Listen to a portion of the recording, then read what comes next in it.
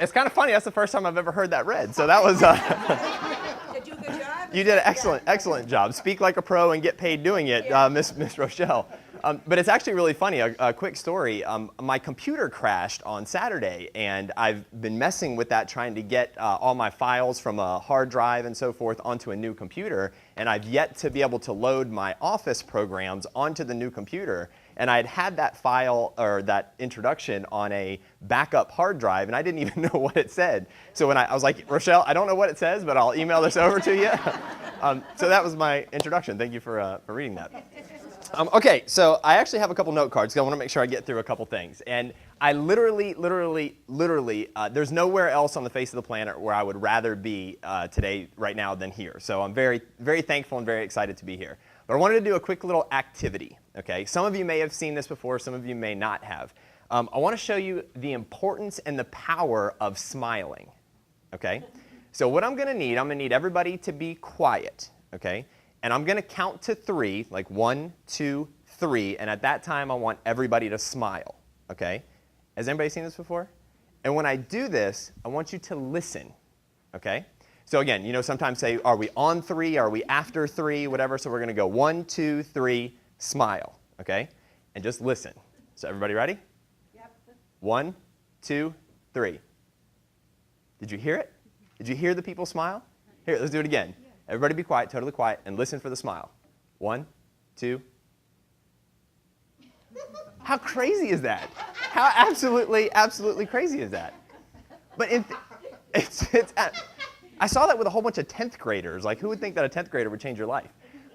But honestly, if you think about how powerful that is, to be able to hear somebody smile, to see somebody smile, we all have that opportunity every day. So I thought as a group that would be a fun thing to get started off with. So today, we're actually going to talk about a couple different things. And for those of you that have either sat with me one-on-one or in a small group or heard me talk, we could start over here and we could end up way over here. There's no telling where it's exactly going to go. So I have some cards that try to keep me on track, but we will see. So we are going to talk about a couple things. Financial freedom in order to follow your passion. And got a chance to meet Rachel today, who just started her first nonprofit. This is the first one, right? First one. And just started it 2 months ago? Yeah. And look at the smile on her face.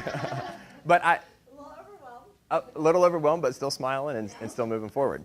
So we're going to talk about financial freedom in order to follow your passion. But before we do so, I'm going to give everybody here in the room an opportunity to split $100,000. Okay? Here's how we're going to do this. Do y'all know, first of all, that there is a drug problem in the United States? Possibly around the world. Do you know what the biggest drug problem is? What the biggest drug that is in use is? Alcohol, coffee. What's that? Opium. Opium? I only say that because that's what they're dealing with. You understand? Well, she's actually the closest because it's actually hopium. People are hoping that things are going to turn out the way they want. Like, I'm just hoping and hoping and hoping and hoping and hoping without maybe not having the proper steps or the things in place.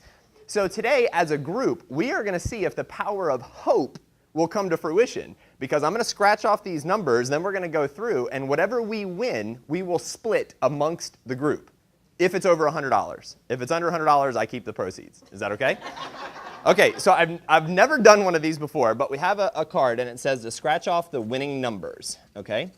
So if you have a piece of paper and a pen, these are our winning numbers: 40, 29, 28, and 32. 40, 29, 28, and 32.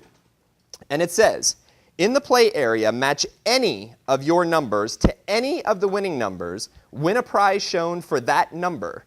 Reveal a money bag symbol, win that prize instantly. Reveal a 5 times symbol, win 5 times the prize shown. Reveal a 10 times symbol, win 10 times the prize shown. Okay? I don't really understand all those rules. Might have been one of the most complicated lottery tickets I've ever gotten. So I will make this promise to you, and we have it on video, so it will be good for courts. If we do all of these numbers and we're not really sure if we win, as I research, I will make sure we get the sign-in sheet from Rochelle a week from now or whatever, and if we win, we will actually split it out. So what I'm going to do is I'm going to scratch off these numbers, and while I do so, I need some crowd participation. I need you to hope with all of your might, all of your energy. You can bang on the table. You can stand up and jump around. You can stand up like Tom and scream, find your passion or whatever it is you want to do. And I'm going to go through half of these numbers first, okay? And then we're going to try it again, depending on where we are. We might need to increase our hopium, okay? So is everybody ready to hope? We're going for $100,000 here, split up amongst however many people. I thought it was $1 million. Oh. I must have gotten the cheap card. I did get the wrong card. Okay, so on the count of 3, actually don't even count. Just everybody start hoping really bad. Be pound into whatever you want to do. Here we go, here we go, here we go. Our first 3 numbers, 1,009 and 39. Come on. We need a 40, a 29, a 28, or a 32. We got 4 more chances. Hope, hope, hope, hope, hope. Here we go. Come on, come on, come on, come on. Make some noise, make some noise. 37, 2, 16. No good. Okay, here we go. Ready? Hope, hope, hope, hope, hope, hope, hope, hope, hope. Hope, hope, hope. No whammies, no whammies. Hang on, hang on, hang on. We might have done good. 24, 21, 32. We got a 32 for $5. $5, $5. So far, all the money is mine. All the money is mine. Is there another number, another column? Yeah. There's still more columns. So what's the number again? So we can really get clear on it. That's a good point. Rochelle is very intentional. Yes, what is it? Okay, now that we've done a few, our numbers are number 40, number 29, Okay. number 28, and number 32. And now as I see this, I'll show Leanne. You can see where it says like multiply it times 50 times 30 or $5 or whatever the case is, right? So it is actually, the directions are actually pretty easy once you've scratched off a few. We have six more boxes. 6 more boxes. I'm going to go 1 box at a time. What number as a group do we want to intentionalize? 40, 29, 28, or 32? 40. Thomas first. 40. Number 40. 40, 40, 40, 40, 40, 40, 40, 40, 40, 40, 40. 17, 17, 17. Okay, stick with 40. Somebody that was thinking 70. Somebody was thinking. Yeah. Y'all ever see the movie? You know who you are. In the 80s, did y'all ever see the movie Ghostbusters? With the nobody think anything and the Stay Puft Marshmallow Man comes up? I thought it was the safest thing I could think of. Okay, so what's our number now? Stick with 40? We'll go one more with 40, one more with 40, one more with 40, 40, 40, 40, 40, 40, 40, 40. It was close. 4. We got a 4. We got a 4. And that was worth 30 times $30. So we were close. Do we want to stick with 40? We're moving a direction, getting closer. 40? 40, 40, 40, 40, 40, 40, 40, 40. 40. We got 29. Oh my God. Rochelle thought 29. She's the closest to the card. Let's see what that says. Leanne, will you read that out for us? I don't have my glasses on. It says $5. $5. So far, I have made $5 on this transaction. Card cost me $5, and I'm at $10. Sweet, sweet. I'm just going to scroll off all these last 3. So this is our last chance, guys. We're talking $100,000. Do you want to change the number, or are we staying? It's whatever you want to. Everybody close your eyes. Everybody close your eyes. Or do whatever it is that you do to intentionalize, visualize, or whatever the case is. What's that? And this, I was about to make an inappropriate comment. Some people say that when you are in relations of sorts, that it's much easier to project and intentionalize. That was really off subject. But when you said something, it triggered something in my mind. 20. Can we erase that off the video, Seamus? No, totally. Okay, here we go. Our last 3. Whatever number you want to focus on. Whatever number you want to focus on. Here we go. Here we go. Here we go. Here we go. Here we go. Here we go. Here we go. What were our numbers that we had to win? 40, 29, 28, 32. And we have a problem with hopium in the world. We apparently have a problem with hopium in the room. 7, 8, and 26. 7, 8, and 26. I doubled my money. Now that's a little thing called leverage because y'all were able to help me generate some money. I'd like to invite everybody to my house for bingo. Okay, I need to grab my phone for a second. I want to read a quote.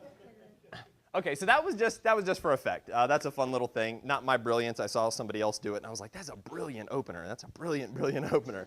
So I thought I'd try it. And did that work well? That was good? If we won, it would have worked. Okay, so I got a quote in my email yesterday that I wanted to start out with because how many of you have sat in presentations before, people standing at the front of the room or whatever the case is? Good experiences, maybe not so good experiences, and anywhere in between that spectrum. For me, and Maggie knows this probably better than anybody, sometimes I've sat in some rooms where somebody comes from the front of the room as if they are the end-all, be-all expert, and I have every answer that you're looking for, and it just irritates the absolute everything out of me. Like there was a lady talking about the only way to grow your wedding business was through bridal shows. It's the only way. It sounds really bad, but I wanted to punch her. I'm like, there's so many other ways. So this quote I thought was really appropriate, and actually I did it as a quote of the day yesterday in a daily motivational call that we do. So it's a quote by Jim Rohn. If anybody's ever heard Jim Rohn before, America's foremost business philosopher is his title. Herbalife, yeah, he was an Herbalife distributor. And then he basically went on to train hundreds of thousands of people, millions of people around the world. Very few of us are authorities on the truth. About the closest that any of us can get is what we hope is the truth. Well, there's hope. Or what we think is the truth. That's why the best approach to truth is probably to say, it seems to me, ... So for my presentation today, some of the things I'm going to be talking about, I may be saying, well, I might not use the exact words of it seems to me, but I'm just only going to be offering one perspective. And from that, you take with it what you like, you take with it what you don't like. You can tell me I'm a load of baloney. You can say some things that maybe do resonate with you. So is that okay? And especially for those that have been to Street Smarts with Steve and Ronnie and Tom and anybody else who's been to Rochelle, anybody else who's been to Street Smarts with Sharon, Leanne, Carolyn. Sometimes I get a little passionate too when I start talking. So if it seems like I'm on a soapbox about something, I'll quickly apologize, but there are some things that I'm really passionate about, some ideas and thoughts and so forth. Yesterday at Street Smarts, Steve Gatter, who I highly encourage everybody to sit with Steve if you haven't done so, he was talking about a meeting he had with the gentleman Bill Whitley, right? And Bill had a quote, and this might not be the exact words, but how important would this be to you, as he was talking about how to do an effective presentation, right? So I also wanted to start out and say, again, as a perspective, I'm going to talk about some things that have worked for me and some thought processes and philosophies that for whatever reason have really landed and worked well for me. And it has created a system for myself to be able to do some amazing, amazing, amazing things in the world that I think are amazing. Each of you have your own unique experiences and you know your different situations. But I would ask you this question. How important is financial freedom, or how important is following your passion to you? And depending on where you are in that spectrum, may be determined by how many notes you take or different things that you may pay attention to. So I've also got I'm going to move this table just a little bit. I think it's a lead table. Okay. None of this as well is, oh, I'm sorry, Leanne and Sharon, that's pretty bad. Can y'all see okay there? Yep. This is something that was shared with me that literally rocked my world a couple years ago. A gentleman, I won't go through the whole story of how all this came about, but a gentleman I met named Frank Acoin. He's the Charleston Businessman of the Year, South Carolina Businessman of the Year, voted by the United States Chamber of Commerce as one of the top 50 business minds in the country, written up in Inc. magazine, yada, yada, yada, yet he couldn't read till he was in his 30s. When I say self-made millionaire, it's not like he did everything. He had businesses and stuff that had a lot of people helping. But not just self-made millionaire, self-made deca-millionaire over and over in multiple industries, traditional business, franchising, network marketing, real estate, paper assets, multi-deca-millionaire over and over in all those organizations. And he's, some of you in the room have met him. I know Maggie's met him, Carly's met him. Unbelievable, unbelievable guy. And he has become a personal mentor of mine. And this is something that he shared that, take it for a grain of salt, is an interesting thought. So we're going to talk about retirement, okay? And whatever that means to you.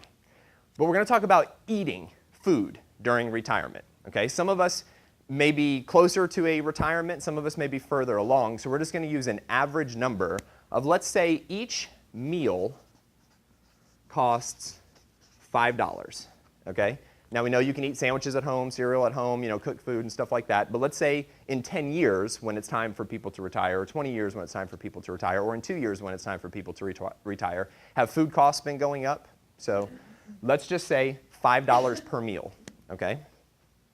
Times 3 meals a day, right? Some of us have snacks and stuff like that in there. So that becomes $15 a day that a person is going to need to spend to eat on this example. Numbers are perfect. People are not. Different situations will apply. I like to go to Cantina 1511 to eat, which is my favorite restaurant on the planet, and it costs more than $5 to eat there. So take that into consideration for yourself. So $5 per meal times 3 meals a day times 365 days a year, and I have bad handwriting, times how long do you think the average person, once they retire until they move on to another part of life or death, what's the average time frame? 20 years? 25 years? 20 years? Let's use 20 years. Times 20 years. Does anybody have a calculator handy? I've got one if not. I'll show you what it's going to cost to eat in retirement at these numbers. $5 times 3 meals a day times 7 days times 365. For those of you that know me as well, math is not my strong suit. 5 times 3 times 365 times 20. Anybody have a guess on the number? 5 times 3 meals a day, 65. $5 a meal times 3 meals a day times 365 days a year times 20 years. What's that?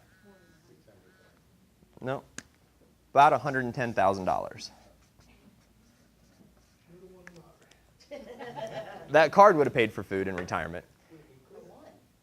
What's that? Just for one. Oh, that's a good point. That's just for one of you. So if you're Tom and Maud, or you have a significant other in your life, that becomes $220,000. And when I saw that, I was thinking, wow, that's a lot of money just to eat. And most people, when they retire, at least speaking in general terms, we have retirement plans that we set up, or whatever the case is, which is a pool of money that has been in place that then earns an interest rate and all that kind of stuff. Is that a fair statement? Maybe we have a piece of real estate, a rental property, or something along those lines. So I'm going to tape this one up over here. And we won't tape it to the wall so that no paint gets ripped off. And now we're going to move on to, actually, any questions about that? Any thoughts, any comments, any ahas? Floor is open. Definitely an aha. So, what's that? That's a lot of money just to eat. Not to mention if you have kids or grandkids and a mortgage, a car, gas, electricity, all that other stuff. That's just on food. So a lot of times people, let me back up for half a second as well. A lot of the stuff that I'm going to share has come from, again, not my brilliance, from 2 particular books that have been the most important books that I've ever read in my life. Rich Dad, Poor Dad, and The Cash Flow Quadrant by Robert Kiyosaki. Has anybody read those books? Any aha moments that you've gotten, regardless if you want to share them? We'll talk about those in just a second. Here's a really interesting thing. We talked about $1 million of the lottery card. How long would it take you to save up $1 million?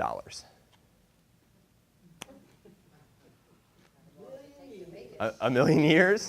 Because keep in mind, you also have expenses and all that stuff. And understand, most people throughout the course of their life make somewhere between like $1.5 million to $2.5 million across the board. But it's a matter of what we do with our dollars, where we spend them, in our working life. So a quick example, which also really dumbfounded me. $1 million earning 4% interest, okay? Now, I know you can get different investments, but let's say it's a safe, secure investment, like not a mutual fund, a money market or something like that might be getting you 4%. Anybody know how much that comes out to be per month? $1 million earning 4% amortized monthly. Unless you have a calculator. I didn't know. I had to Google search it. So comes out to be $3,333.73 a month. Or a year, roughly 40K. So for your personal expenses right now, some of you maybe yes, some of you maybe no, you don't have to say anything, would $3,333 a month cover all your bills and cover all the things that you want to do? Now that's if you were to save $1 million and get that earning 4% interest would pay you $3,333 a month. How many of us, myself included, have been taught that it's great to save money, put it into the bank, invest in long-term, mutual funds or things that are going to always grow over time? However, what if you were right at retirement and the stock market had crashed and you lost 50% of your so-called money? What would you do? So how many of us have been not necessarily thought all these ways, but I need to save a bunch of money so that I can earn interest off of that for retirement, right? And granted, that's going to compound and all that other stuff. To me, I don't know that it would take me a really long time to save $1 million. So Frank Coyne and Robert Kiyosaki talked about another option, okay? One of those is owning a business, setting up assets, things along those lines. So I want to give you something that rocked my world. Again, 7 assets, and we're going to talk about assets for a second.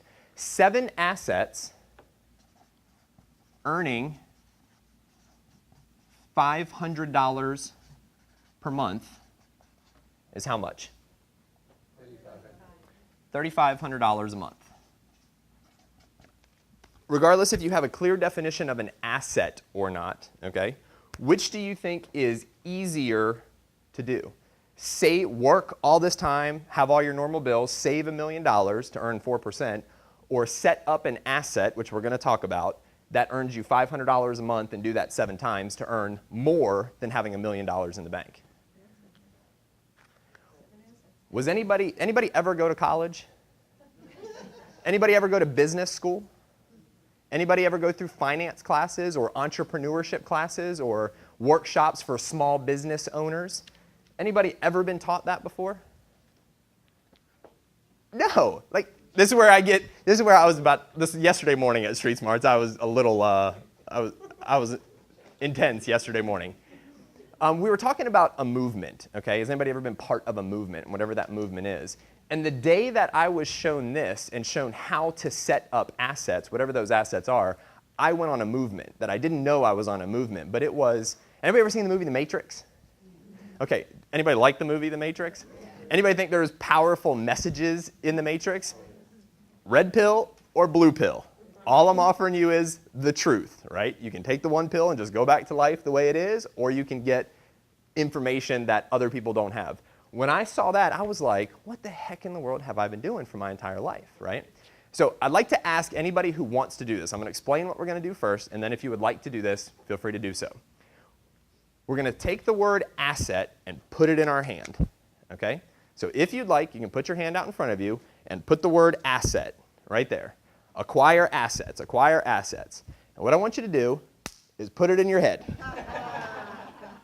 Okay, so if you'd like to do it again, for those that now see what we're doing, acquire assets and put it in your head.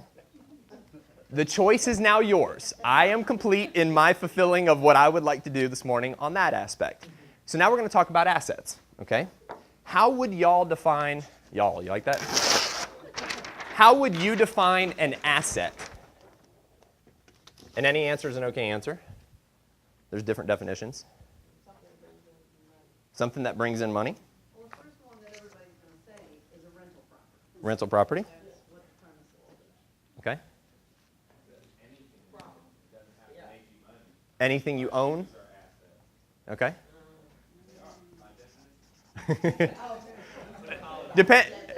It depends on which definition we look at. To say the least, I'm not saying it's wrong, Seamus. Okay, assets and liabilities. Anybody ever take an accounting class? Anybody think it was the most boring class you've ever taken on the face of the planet? Anybody fall asleep during accounting class and drool on the table while you were there? Okay, I've done that myself. I'm going to talk about one thing, which is probably the most important message I ever learned in Rich Dad, Poor Dad. This is Robert Kiyosaki's definition of an asset and a liability. Okay, not saying that it is fact. It is something that has absolutely made sense to me. An asset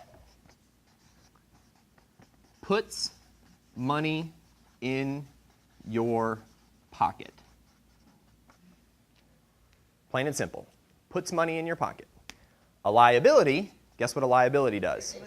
Takes money out of your pocket. So, I'm going to ask a question, because this is an area of contention, because there's a lot of emotions around this sometimes. Your personal home, where you live, is that an asset or a liability according to this definition? A liability. Now, it's listed as an asset in certain places. However, whose asset is it really? It's the bank's asset. Now, let's say you pay your mortgage off and you own your home outright.